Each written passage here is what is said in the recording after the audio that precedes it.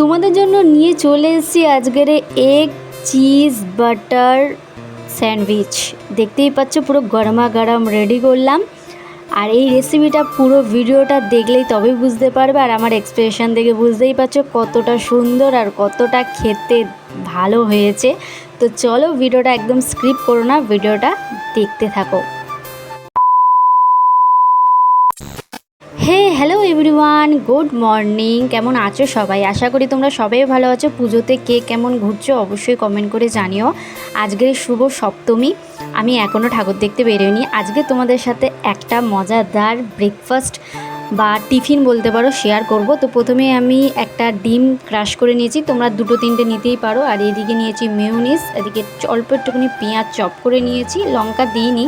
এবারে তোমরা তোমাদের লোক অনুযায়ী কতগুলো মেম্বার আছে সেরকম অনুযায়ী ব্রেড নিতে পারো। তো আর বাটার নিয়েছি। আর আমি দেখো এখানে আমি একটা ডিমই নিয়েছি, কারণ একটা ডিমই সিদ্ধ ছিল, এটা আমি খাবো বলে জিনিসটা আমি বানিয়েছি। তো একটা ডিমটা আমি সিদ্ধ করা ছিল, সিদ্ধ করার পরে ওটাকে জাস্ট ক্রাশ করে নিয়েছি। নামার পরে মেয়োনিজ আর পেঁয়াজটা দিয়ে ভালো করে এটা ম্যারিনেট করে নেব, ঠিক আছে? তো একটু জল দেবো না, কিন্তু মেয়োনিজ দিলেই এমনি ভালো করে মিক্স করে নেবো। করে নিয়ে ব্রেডের ওপর এইভাবে লাগিয়ে নেবে। দেখতেই পাচ্ছ আমি দুটো ব্রেডের ওপর লাগিয়ে নিয়েছি। এই দুটো ব্রেড ওপরে চিজ দিয়ে দেবো।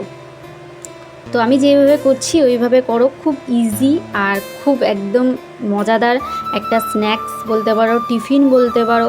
খুব হেভি কিন্তু নয়, একদম লাইট ওয়েট। তোমরা চাইলে বাটারটা অল্প স্ক্রিপ করেও করতে পারো, যেহেতু ডিমটা সিদ্ধ আছে, মেয়োনিজও কাঁচা খাওয়া যায়।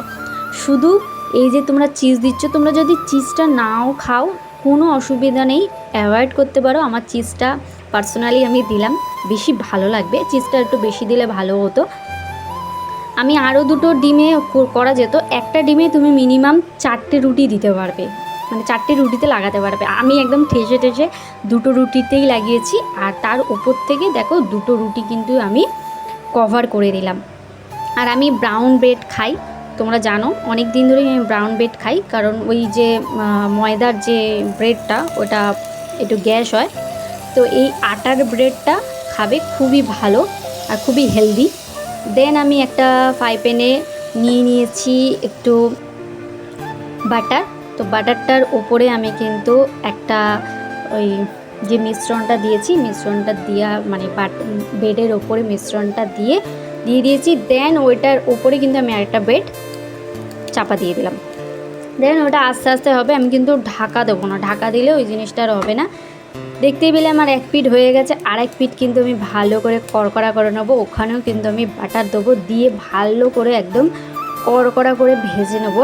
আর ভেতরের ওইগুলো কিন্তু যে চিজগুলো আছে দেখতেই পাচ্ছ কীরকম গলে গেছে। দেন আমি পিস করে নিয়েছি, মানে আমার 4টে টুকরো হয়েছে। এটা আমার খাওয়ার জন্য করেছি, বাট আমি একটা খেয়েই আমার পেটটা অনেকটা ভরে গেছে, যেহেতু ভেতরের যে পুরটা ছিল না অনেকটাই হেভি ছিল, এই জন্য আমি একটা খেয়েছি। আর বাদ বাকিগুলো আমি কী করেছি জানো? আমার দিদি ছেলেদের ফোন করেছি, দুটো দিদির ছেলে আর দিদিকে দিয়ে দিয়েছি। তো চলো ভিডিওটা তোমাদের কেমন লাগলো অবশ্যই কিন্তু কমেন্ট করে জানিও। 2000 years later. চলো এবার তোমাদেরকে খেয়ে টেস্ট করে দেখাই। তো আমি তো দিদি ছেলেদের ফোন করে দিচ্ছি, ওরা আসবে, তার আগে আমি একটা খেয়ে নিই। 4টে তো হয়েইছে, মানে মাঝখান থেকে পিস করার পর। উফ, জাস্ট অসাম, জাস্ট অসাম। তোমরা চাইলে একবার অন্তত বাড়িতে ট্রাই করো, খুব খাটনির কিছুই নেই, একবার অন্তত ট্রাই করো। ট্রাই করে অবশ্যই আমাকে কমেন্ট করে জানিও যে রেসিপিটা কেমন হয়েছে। পুজোর মধ্যে এরকম রেসিপি সত্যি অতুলনীয়। যা বাড়িতে পুজোয় অনেকেই থাকে, একবার কিন্তু পুজোর মধ্যে বানিয়ে খাওয়াতে পারো বাড়ির লোকদের, খুবই খুশি হয়ে যাবে। আর সবাই খেতে পারবে, বয়স্ক থেকে বাচ্চা থেকে বড় থেকে সবাই খেতে পারবে। আর চাইলে কিন্তু তোমরা লঙ্কাটা দিতেই পারো, আমি লঙ্কাটা স্কিপ করেছি। আরও এরকম নতুন নতুন রেসিপি দেখতে হলে অবশ্যই চ্যানেলটা সাবস্ক্রাইব করো, আর ভালো লাগলে লাইক কমেন্ট অ্যান্ড শেয়ার করে দিও। Bye bye.